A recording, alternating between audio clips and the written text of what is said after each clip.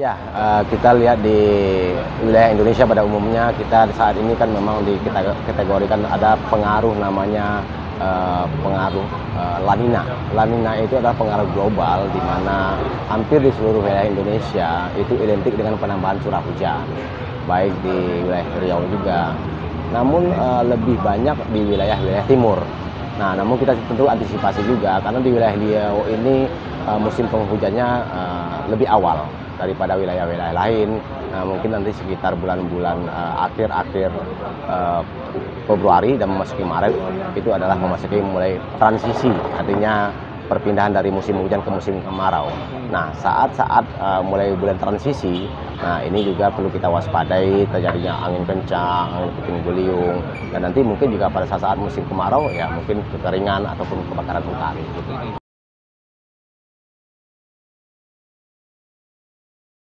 Sebenarnya kita sebut bukan awan tsunami, dia memang mirip membentuki suatu gelombang arus gelombang tsunami. Itu ya kita bisa sebut namanya awan cumulonimbus. Ya.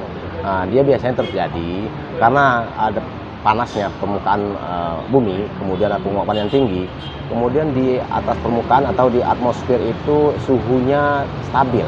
Jadi artinya biasanya suhu itu akan lebih rendah semakin ketinggian. Nah, karena adanya suhu yang stabil tadi, maka awan tertahan pertumbuhannya. Makanya dia tumbuhnya secara horizontal. Makanya terlihat seperti awan atau gelombang tsunami. Namun sebenarnya itu tidak terlalu berbahaya. Tidak ada kaitannya dengan kejadian-kejadian tsunami. Namun kejadian-kejadian itu biasanya terjadi pada saat-saat musim-musim transisi ataupun saat-saat akhir-akhir musim penghujan atau awal-awal musim penghujan.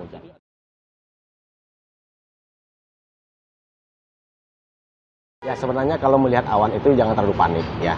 Yang perlu kita hindari apabila terjadi awan yang cukup gelap pekat yang kita lewati secara visual oleh masyarakat ataupun kita lintasi, dan di sekitar awan itu kelihatan sangat terang atau jelas sekali perbedaannya.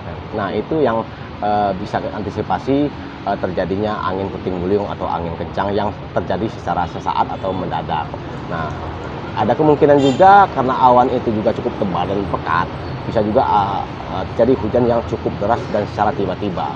Dan juga kita perlu antisipasinya juga bisa juga terjadinya kilat ataupun petir yang berbahaya bagi masyarakat.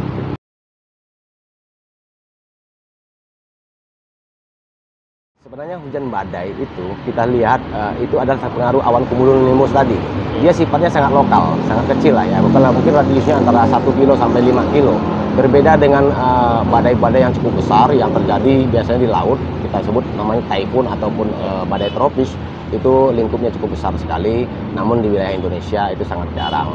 Boleh dikatakan angin puting beliung atau angin yang kencang yang menyerupai badai itu di wilayah Indonesia ini sangat kecil sekali terjadinya.